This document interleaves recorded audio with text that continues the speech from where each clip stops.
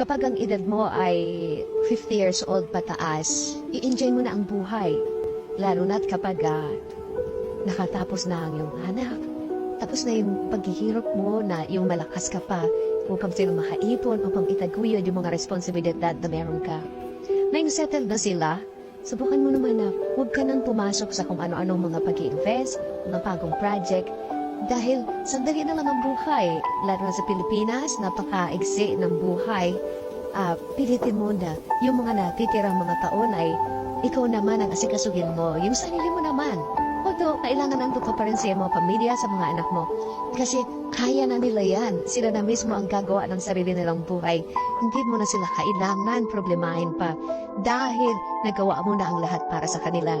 Pilitin mong mag-travel, pilitin mong makakita ng mga bagong kaibigan na sisiguraduhin mo na magiging masaya ka.